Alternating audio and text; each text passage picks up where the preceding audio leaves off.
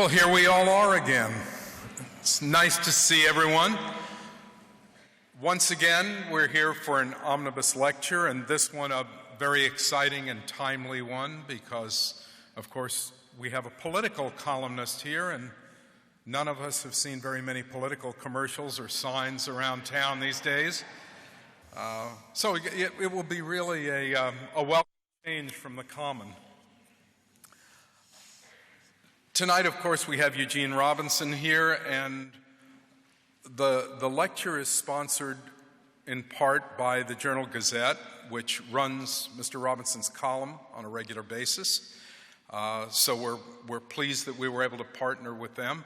Our media sponsors are Wayne TV, News Channel 15, and Northeast Indiana Public Radio, so we want to thank them as well. And of course, as always, we want to express our deepest gratitude to the English Bonner Mitchell Foundation, which has been our loyal supporter since lecture one of the Omnibus Lecture Series. So please join me in giving them a round of applause.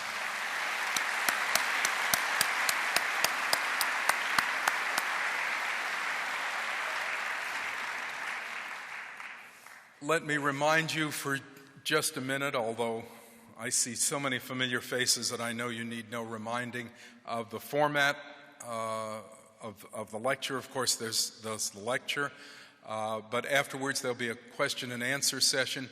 Please wait to ask questions until one of our ushers comes to you with a microphone, because everyone would like to hear the question as well as the answer, and the mic really helps. Of course, you know, the acoustics are perfect in this room, so you could do it without a microphone, but it doesn't work that well. Tonight, to introduce our lecturer, we have a representative of the Journal Gazette, in fact, a distinguished representative of the Journal Gazette, Tracy Warner, who is the editorial page editor, which, of course, means he runs the editorial page. A distinguished person in his own right and a distinguished journalist. We're pleased to welcome Tracy Warner to the stage.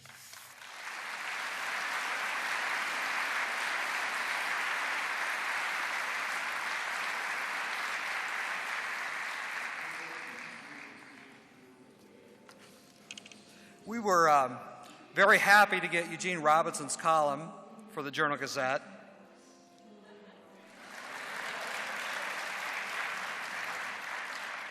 One great thing about the newspaper, you only have to read one story at a time, and you can choose what music you listen to or watch TV. So we're very happy to have Eugene Robinson's column in the Journal Gazette. He writes 2 columns a week for the Washington Post, and in this era of multimedia does some other things too that he'll probably talk to you about. He's been with the Post for 28 years. He started there as a City Hall reporter, later became the city editor. He was a bureau chief for South America and then also for London. He was the Post's foreign editor, and then more recently he was the editor of the style section, and that was before he started his column about 3 years ago. Prior to working to the Washington Post, he worked for the San Francisco Chronicle for 5 years, and that was after graduating from the University of Michigan. You may also see Eugene on MSNBC, where he appears frequently as a political analyst. He's also written 2 books. The most recent is Last Dance in Havana. In addition to these columns that are always well written, always have a lot of insight, Eugene Robinson is consistently one of the most timely national columnists you'll find in any newspaper. And the editors of the Journal Gazette really like him for that, because if something happens today, he writes about it today, and we get it in tomorrow morning's paper. We really value that. And he writes it with authority and grace. Ladies and gentlemen, it's my privilege to welcome Eugene Robinson.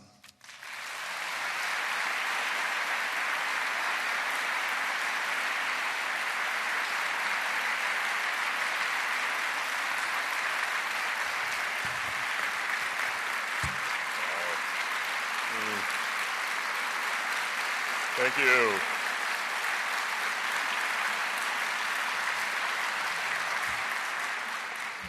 Thank you so much, Chancellor, and thank you especially Tracy, who buys my column. which is, which is the ultimate kindness, and I so appreciate it. Thank you very much.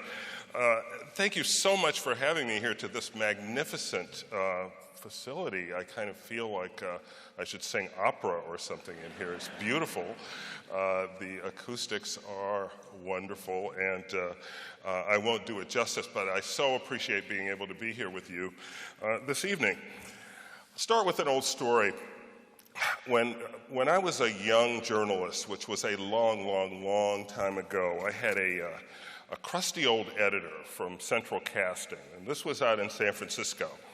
I was what we used to call a cub reporter, and I covered a shooting in Chinatown. I think 6 people, unfortunately, were killed, and so I came back and I wrote what the police told me. It was the deadliest shooting in Chinatown history, and the editor changed it to one of the deadliest shootings. And so I argued. I said, the police said this, and he said, you'll be sorry. And I said, no, I insisted.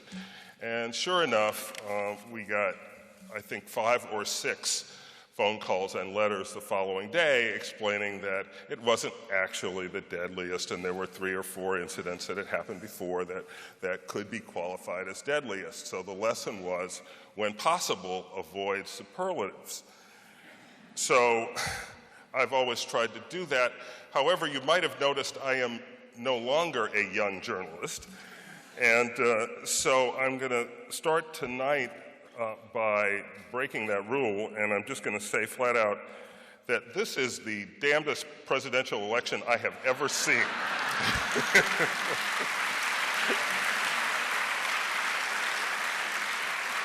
And I'll bet it's the damnedest you've ever seen either. It is the most exciting, it's the most surprising, it is the most historic, and we haven't even voted yet. It's just amazing. You know, here we are in late October. Think back for a minute, just for a minute, think back to New Year's Day. On New Year's Day, if I had taken a poll of this audience, I think most people would have said that the general election contest was going to be between who and who? Between Hillary Clinton and Rudy Giuliani. Okay, they are the 2 candidates who are leading in the polls and surely going to run away with this whole thing. Well, that didn't quite happen. On January 1st, we would have all said, you know, Barack Obama, you know, nice try, fine young man, maybe someday. We would have said John McCain is kind of sad, but he's become a complete non-factor. Joe Biden, just not going to happen, okay? And I'm going to bet that there wouldn't be more than 2 or 3 people in this room, and probably not a whole lot south of Juneau, who knew that such a person as Sarah Palin existed. The moose population knew, but people didn't know. So I think that's an excellent example of exactly how far to trust the conventional wisdom. And so my advice is, whenever the conventional wisdom settles on a certain prediction or outcome, be very afraid and start looking for how it could turn out otherwise. The conventional wisdom is often wrong. So since then, we've had more twists and turns than a bad spy novel, and we think we maybe know who's going to win. We're not sure. But one thing we do know is that the stakes in this election are incredibly high, and recently have gotten a lot higher. We already knew, we've known all year that, at least, and this is my view, but I'm an opinion columnist, so I'll tell you my view. It is intolerable that there are 46 million Americans who have no health insurance. That is just intolerable.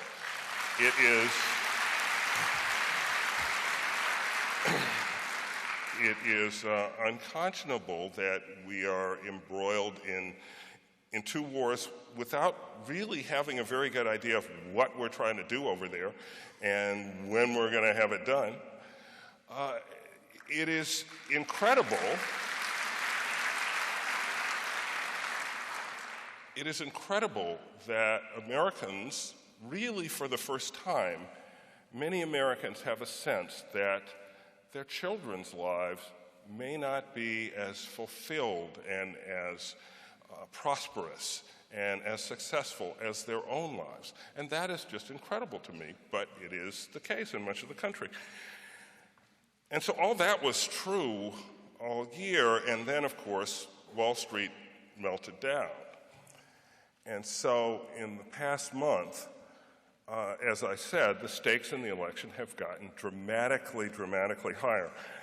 The last estimate I saw from the Congressional Budget Office, and this was several weeks ago, so it has certainly climbed, but the last estimate I saw was that Americans thus far had lost something like $2 trillion in retirement savings. I'm kind of afraid to click on my 401k right now. I have a feeling that I'm in that figure, but just think of it, $2 trillion. So this is an astounding amount of money. The Wall Street Journal reported recently that according to Moody's, something like 16% of mortgage holders, all mortgage holders in the United States, or about 1 out of 6, owe more money than their house is worth, which is just incredible. That's 12 million households underwater. This is like the equivalent of a financial Hurricane Katrina, except the flood is not receding. It gets deeper and deeper. And so this is not just a referendum on all the problems that we have. It has become a referendum, in addition, on Barack Obama and John McCain, and on which one is better able to deal with an economic crisis that continues to threaten to spin just completely out of control. And I'll venture to say that nobody even seems to fully understand the dimensions of the crisis. At least neither presidential candidate really gives us confidence that they understand the dimensions of the crisis. Let me say up front that I think this new electoral landscape, and I'm not talking about the red and blue map, I'm talking about the new issue landscape in which the economy is not just a top issue, but a paramount issue. That new landscape favors Barack Obama and the Democrats, basically up and down the ticket, and it opens the possibility of not a Democratic victory, but something approaching a Democratic tsunami on November 4th. Now, I know that everybody in here has been paying attention. You've seen the poll numbers shift. I mean, you've paid attention to the fact that Indiana, which has been a fairly reliable red state. Now, correct me if I'm wrong, okay? Correct me if I'm wrong, but I'm under the impression that Indiana has voted for the Republican candidate in like every election in the last 40 years or something like that. Indiana's in play. You've seen actual presidential candidates come through here. They've asked for your vote. They've tried to explain themselves to you. That, in and of itself, should tell you that things are happening. But when the economy became the big issue, you saw Obama's numbers start to tick up, and you saw the Republican tickets numbers start to tick down. Now, you'll remember that right after the Republican convention, and that too seems a long time ago, doesn't it? And you remember the Republican convention? The Democrats had just finished in Denver, and Barack Obama gave that speech in front of 80,000 people. It was an amazing moment. The sound from the stadium echoed through the streets of the city. And the next morning, John McCain announced that Sarah Palin was going to be his vice presidential candidate. Now, I happened to be in Denver, and that morning I was doing the Morning Joe show on MSNBC with Joe Scarborough on that Friday morning. Now, I am not Morning Gene. I am Evening Gene. So I was a little foggy that morning. I had been up late. I turned on the TV. I had heard somebody yammering at me about Sarah Palin, Sarah Palin, Sarah Palin. So I knew the name, and I kind of knew who she was, and I was kind of in the back of my mind saying, nah, but that's what I was hearing. So I dragged myself over to the downtown Denver diner where Morning Joe was being shot. And I'm kind of sleepily, I'm a little late, so I'm kind of walking past the booth on the way to where the cameras are in the back of the diner, and an arm reaches out from a booth and grabs me like this, and it's Pat Buchanan. And Pat has my arm in a death grip, and he's asking, what do you hear? Is it that Palin woman? Is it Palin? And I kind of said, Pat, I think so. That's what everybody is saying. And he's like, oh, no, whoa.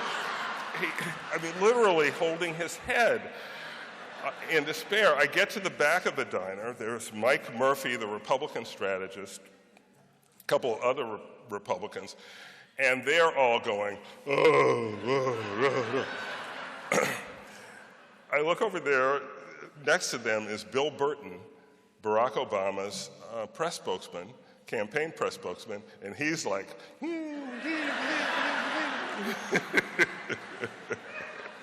oh, I'm sure she'll be a great candidate. And so that was the initial reaction. But we all go to Minneapolis. She gets up and gives that speech at the convention. I guess I'm not feeling it, but Pat Buchanan's in love. He falls in love, and the conservative right had found its champion, and it turned out to be Sarah Palin. They're very happy with each other. So that's what everybody was talking about after the Republican convention. Everybody was talking about how Sarah Palin had saved John McCain's chances of winning the White House. He had erased Obama's lead. He had even pulled a little bit ahead.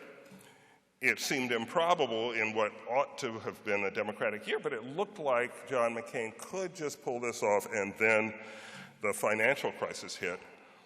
Or I suppose I should say it surfaced. I have a feeling it was down there, okay? I just don't think this happened all at once. I think bad things were happening all along.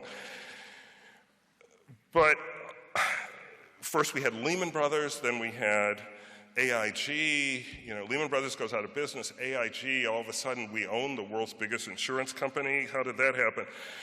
And then the Secretary of the Treasury, Hank Paulson, shows up at Congress one Saturday morning with like the $700 billion ransom note. You know, give me $700 billion. I'd hate to have anything bad happen to that nice economy of yours, you know. And we went from there. And I don't think we fully appreciate just how scary this has been and how close we came. Coming here, I was passing through the airport in Detroit and was listening to CNN, and George Soros was being interviewed, the renowned financier, and Soros said flat out that he believes that when Lehman Brothers collapsed, it almost took the system with it, that was the most perilous moment, that when the decision was made that Lehman Brothers wasn't too big to fail and that it could be allowed just to collapse and that the system could somehow absorb it. And Soros was saying it almost couldn't. And we almost kind of lost this whole construct there.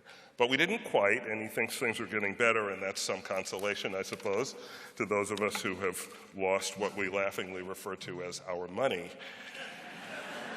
in the last few weeks. So the poll numbers in the presidential race started shifting pretty much immediately, and they've been moving pretty steadily ever since. Now, you see a little blip up, a little blip back, but right now, if you take an average, you'd have to say that Obama has something around a 6% lead, 6-point lead nationwide in the polls, which is an astoundingly big lead this late in a presidential contest. That's a pretty big lead. If he were to win by that much, you'd say it was a landslide. More significantly, he's also leading in the polls in many of the battleground states, 3 or 4 points in Ohio, 3 points in Florida, up to 8 points in Virginia. My state, the Old Dominion, has not voted for a Democrat since 1964. And, that was Lyndon Johnson. He spoke Southern, but I'm confident that Virginia is which has been trending toward the Democratic side in recent elections. I think it's going to go 4, 6, 8 points in Colorado, the new bellwether, up to 10 points in Pennsylvania. You don't have to believe it's 10 points to believe that that's probably out of reach for the McCain-Palin campaign. So it's a situation in which McCain essentially has to run the table of those battleground states in order to put together an electoral majority. Now, the conventional wisdom says that the race is going to tighten, and so maybe it will, and maybe it won't. The point is that McCain has to make it tighten everywhere in all the contested states in order to win. It's become a real uphill struggle for him with the wind in his face.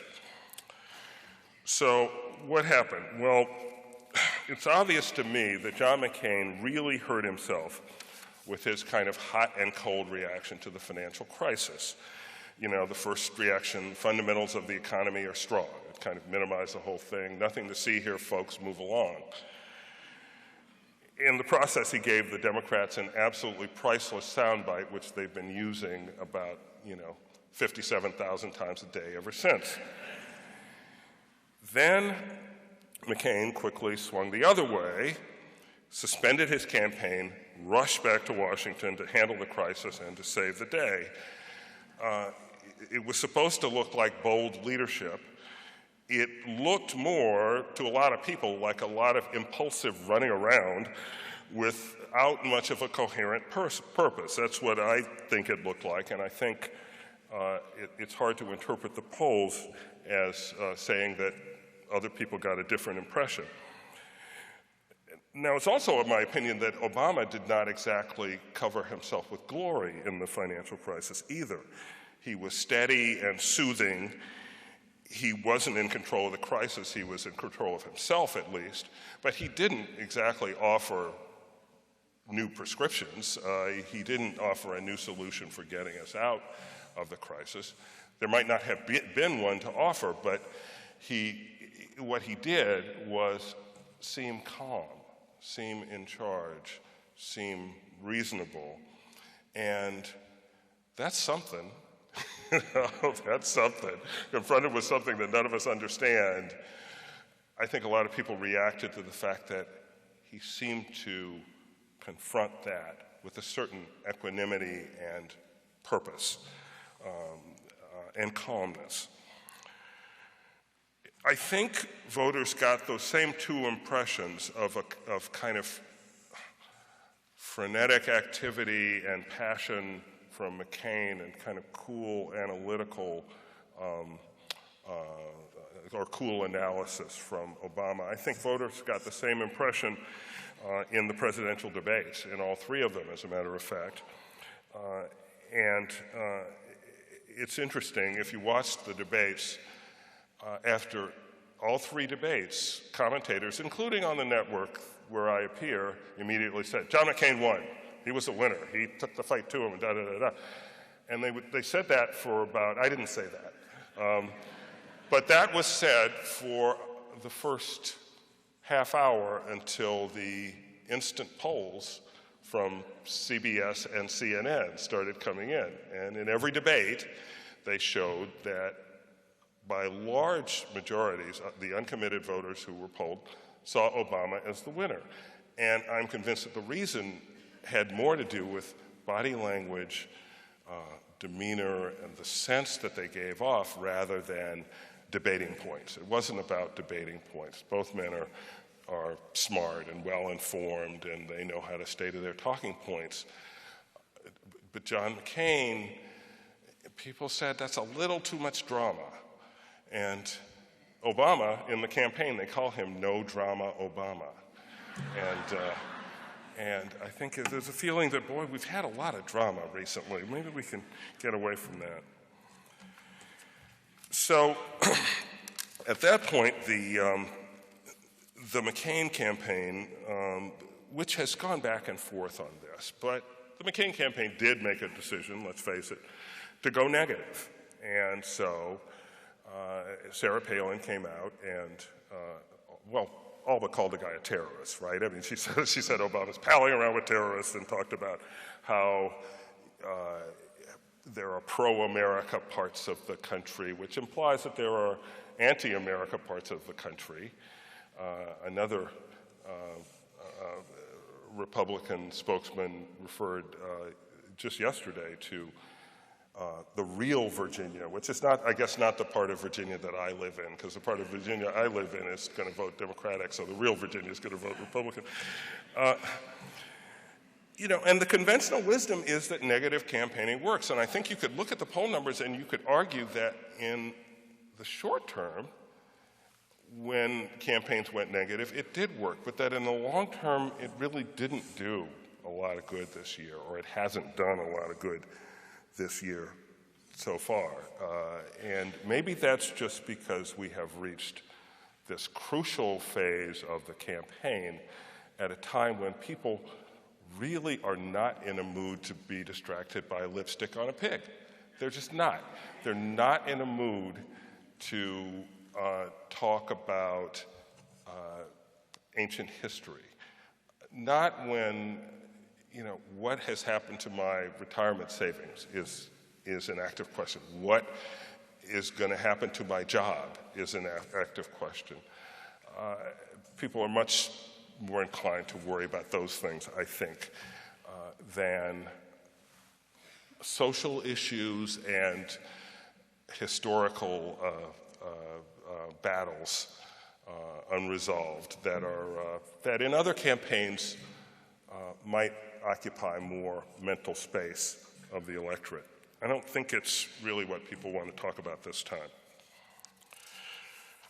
So, I'm going to be slightly unkind, and I should preface this by saying that I actually like John McCain. I vastly prefer the John McCain I knew before the campaign to the John McCain I know now, because I knew John McCain as a fair-minded, funny, smart, reasonable individual.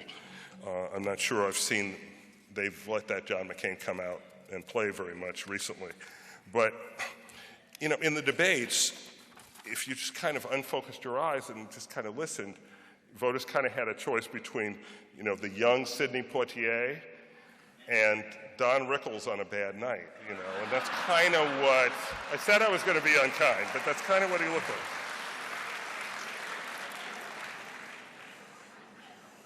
And the first rule in politics when you're in a hole, first thing to do is stop digging. I don't think McCain has stopped digging. He seems to want to, but he doesn't really stop digging. So I think the more he continues, I just don't think this Barack and Obama and the Democrats are all commie pinko socialists. I just don't think that's really going to be a productive line of argument for him this year. It might be, but I don't think that's a good way for him to spend the last weeks of the campaign. So, unless I'm wrong, Barack Obama is going to continue to lead this campaign. The Democrats are going to continue to look ahead toward larger and larger majorities in the House and the Senate. And the Republican Party is going to look forward to a kind of internecine battle royal over just what is the Republican Party anyhow. If you listen to Colin Powell's endorsement of Barack Obama on Meet the Press the other night, he said a whole lot less about Obama than he said about John McCain. He said, Obama, yeah, he's nice, he's good, he's smart, he's intelligent, he can do the job. But he ran down John McCain and all the things he has done that Powell thinks are beyond the pale, the William Ayers stuff, the equating the income tax with socialism, all the kind of frankly far-right rhetoric that has found its way into the mouth of a man who was not known as a creature of particularly of the far right. And I listened to that endorsement not just as kudos for Barack Obama, but also as kind of Powell's manifesto about ways in which the Republican Party has gone too far and how he'd like to see the party come out. And he's going to be a player in this, perhaps a political player for the first time, though I don't think he's going to run for anything. Sarah Palin's going to be involved in deciding which way the Republican Party goes. Mitt Romney, Mike Huckabee. It's going to be very interesting to see what sort of new leadership and new ideas emerge from the Republican Party. Now, what can happen? Well, obviously things can happen. And I think there are basically three things that can make my predictions look silly. Number one, there could be a serious misstep by Barack Obama. I don't think that's likely to happen. He's been on the campaign trail for how many years now?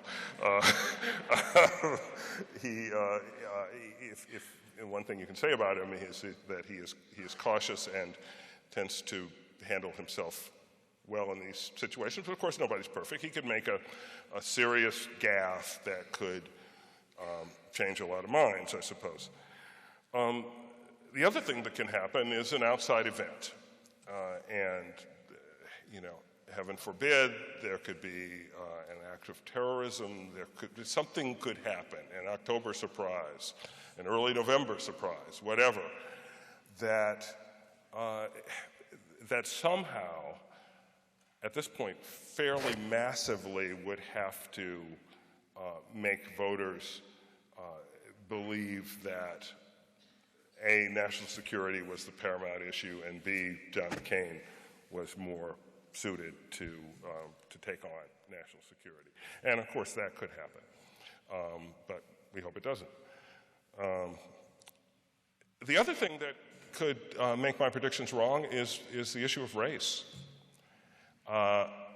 We have no data points on black candidates in presidential elections in this country, none. Now, but I think you've all probably heard of the so-called Bradley effect. Just to summarize briefly, if you believe in the Bradley effect, it would essentially say that Barack Obama has to be way ahead in the polls right before Election Day in order to win. And that, in fact, is what happened to Tom Bradley, the late mayor of Los Angeles, was running to become the first African-American governor of California. I think it was in 1982. Election eve polls showed him winning comfortably over his white opponent, who was George Deukmejian. On Election Day, he lost. And then there were several subsequent high-profile campaigns involving black and white candidates. Doug Wilder running to become the first black governor of Virginia, a contest that he won. David Dinkins running to become the first black mayor of New York City, a contest which he won. Both those men won those contests very narrowly after being shown by the polls taken on the day before the election to be substantially ahead. So what's going on? Well, the theory was that in the final hours, ostensibly undecided voters broke very massively for the white candidate. And why did they do that? Well, what was the difference between the two? The question, the assumption was that it was because of race, and that these undecided voters weren't really undecided, consciously or unconsciously. They just hadn't wanted to tell pollsters or whatever that they were going to vote against the black candidate.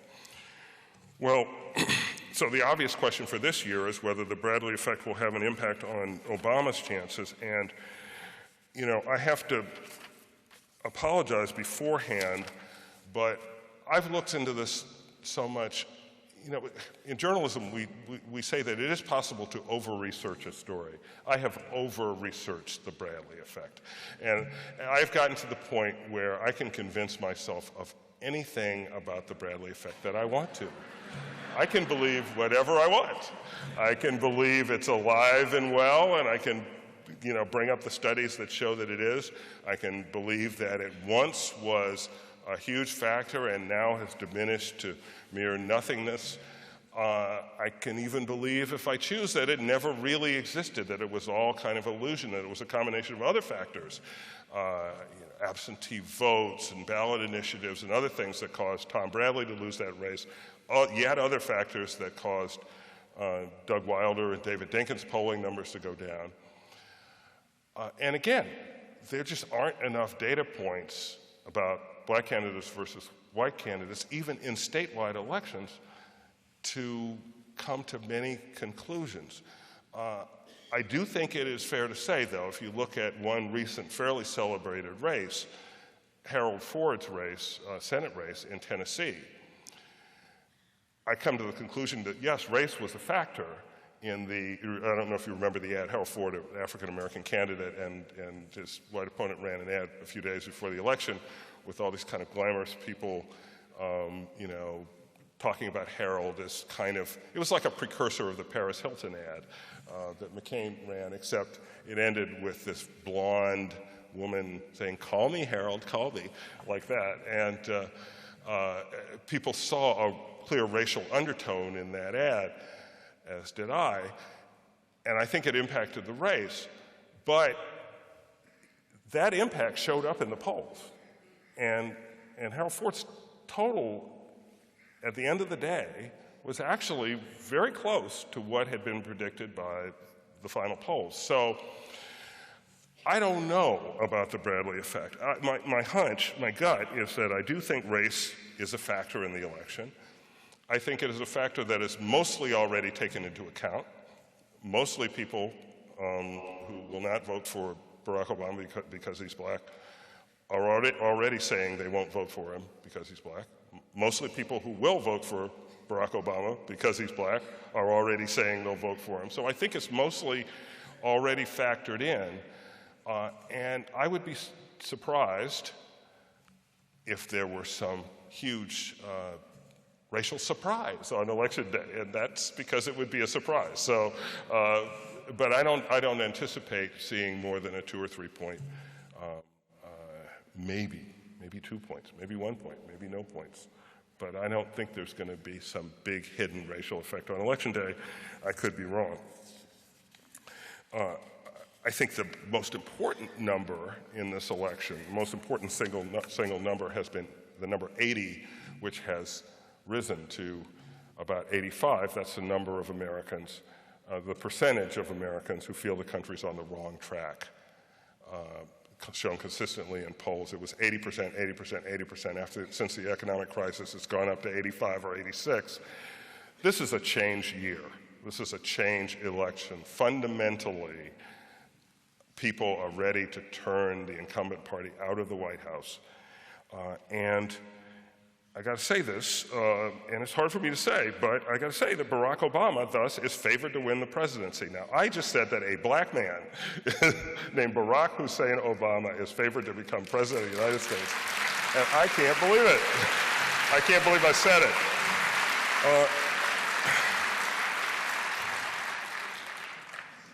So I'll tell another little story. I grew up in Orangeburg, South Carolina, in the late 1950s and early 1960s, which was the dying days of Jim Crow in the South. It was, what was that time like? Separate schools, separate but unequal. Schools, water fountains, playgrounds. I remember we would drive to visit my father's mother, my grandmother, who lived in Ann Arbor, and I was always very happy when we would get to Ohio.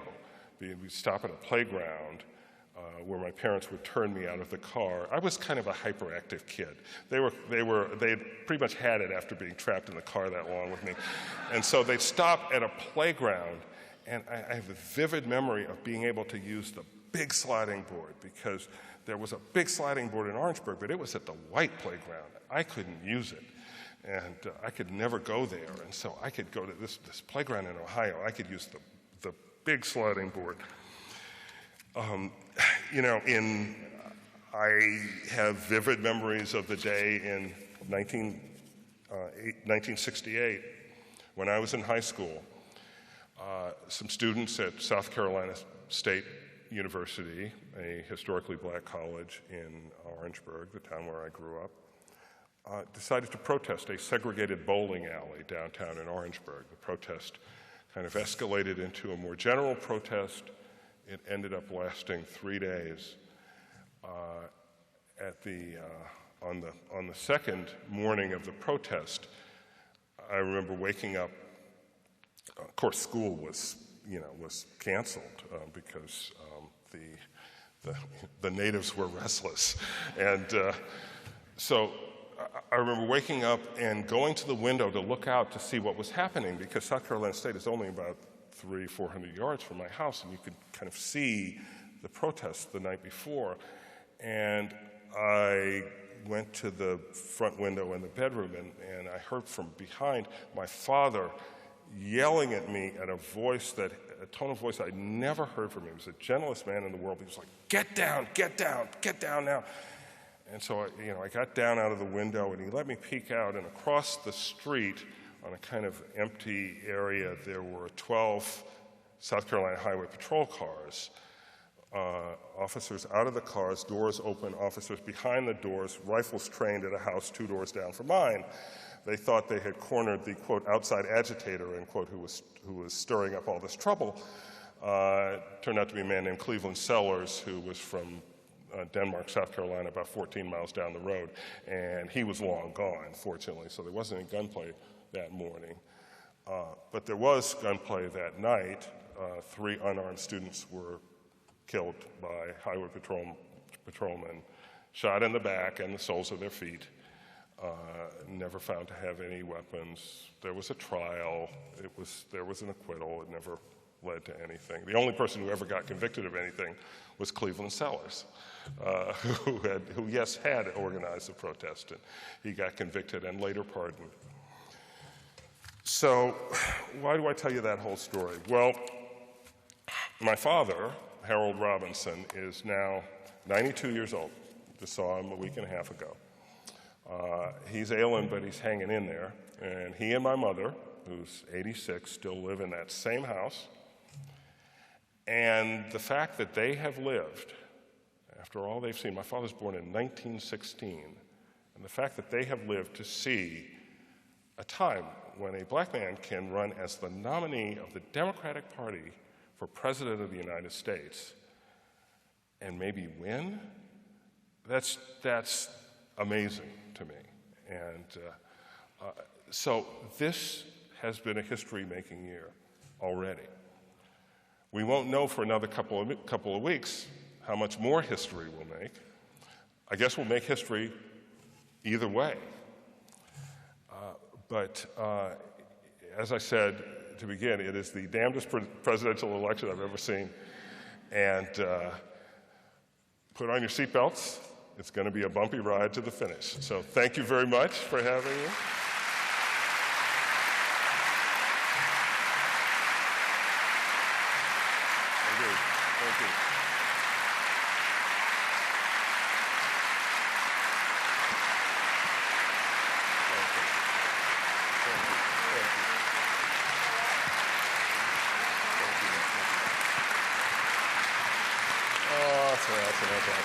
Thank you. Thank you.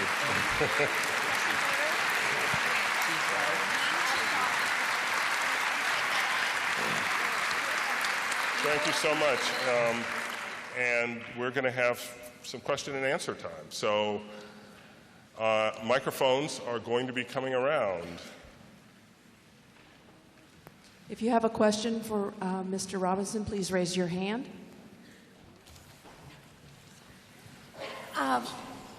My question is, I am one of those independents, but I've decided who I'm going to vote for.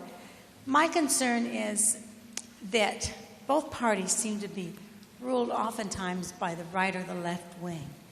What are the chances and we've seen what's happened the last 8 years, especially 6 of the last 8 years, with the right wing controlling. What do you think will happen? Whoever wins the election, will they be able to bring it back to the center and get something done, which is what I want done? You know, I'm actually optimistic on that score. Basically, that old thing about necessity being the mother of invention, I don't think the next president is going to have a choice, frankly. This economic situation is serious enough that, you know, what's the one question that neither candidate would honestly answer in the debate? The question was, given the economic crisis, which of your promises are you going to defer? What are you not going to do that you promised to do? Neither one would answer that question. Well, guess what? One of them becomes president, and not answering that question is not an option.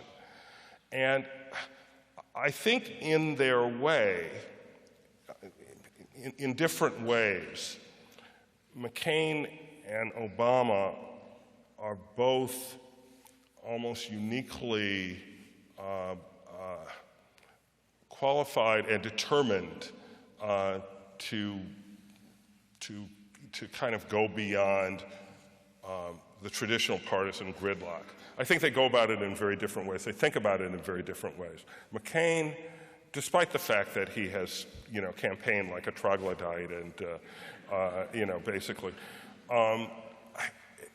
everything we know about him indicates that, you know, yes, he will reach across the aisle to Democrats to try to form centrist coalitions in the Congress for compromise legislation. That's kind of his MO. And he has done it in the past. There's no reason to think that he wouldn't do, well, besides Sarah Palin, there's no reason to think that he wouldn't do it in the future. Let me amend that, right? If that could be an asterisk. But Obama is different and in a sense much more ambitious. With greater ambition comes greater risk, in a sense. I think he sees the solutions as being post-partisan and not bipartisan, in the sense that he has lectured me several times about what he sees as false choices, and he sees this, you know, our traditional way of, you know, this is left and this is right, as boxing us into ways of looking at things that have constrained us since the Vietnam era. And so he sees no contradiction in saying, in talking about personal responsibility and also about collective responsibility and about and in having very liberal views on some things and fiscally conservative views on the other hand. He would say there's no contradiction there and that there's a way to build a more general popular consensus for policies that he would see as reasonable and necessary, and then to work from that back toward the Congress, which would then, despite whatever its tendencies to wrangle on partisan lines, would have to listen to the people who sent him there. I think that's kind of his approach. But you know, in general, if your choice is between Obama and the old John McCain, at least, we could have done a lot worse in terms of having a choice of candidates who would try to get beyond partisan wrangling. People say, you know, Obama is so liberal and this and that, and boy, I'll tell you, I mean, I know him a little bit. I don't think of him as all that liberal, to tell you the truth. And on many issues, I think of him as well to the right of the party. But why hasn't Bill Clinton been more visible in the Obama campaign? And go blue. Go blue. Go blue. Where are we supposed to go? We've been going, but we've been going really fast in the wrong direction. And anyhow, in spirit, go blue. Bill Clinton has been, why hasn't he been more visible? frankly, I think that for a long time, there was a chill between Bill Clinton and Barack Obama. I don't think they are perhaps ever going to be really bosom buddies. And if you want to attribute that to something, I always thought that what Bill Clinton really was angry about was when Obama said if he were elected, he wanted to try to be a transformational president like Ronald Reagan, and not like Bill Clinton, whom he just kind of, by implication, left to the side as kind of a much less transformational president. And that just seemed to really annoy Bill Clinton, who is proud of his record in office, in his years in office. I won't comment further on some of what happened in office,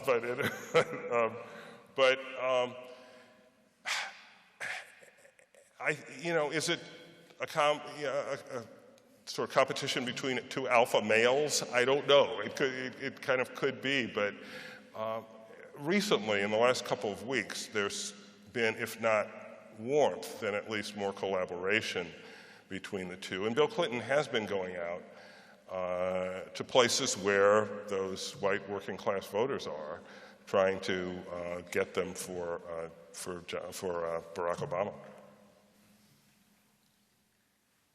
Do you want to take one more?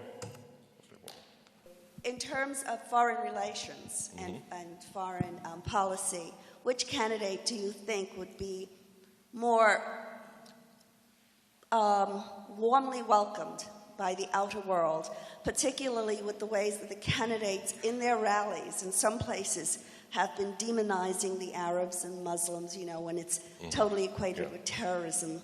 So I was just wondering what your thoughts were on that. Well, there are some polls that indicate, international polls that show if the world were voting, Obama would be president. The world's not voting, and that's probably a good thing. So, we get to vote. No, there's a lot of curiosity about Obama, who talks about America's place in the world and America's relationship with the rest of the world. I actually believe that at least initially there would be, plus he would be a different face for this country. And people react to something that's different. They pay attention. It would be the first time you saw a brown face instead of representing the country. So that would be different, and I think people would, to a certain extent, to respond to that. But I don't think we should be naive about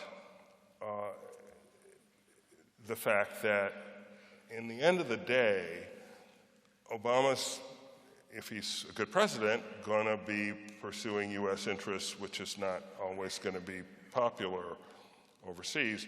At the end of the day, John McCain, despite some of the rhetoric at some of the rallies, is an internationalist at heart, who is known, particularly in Europe, who is not thought of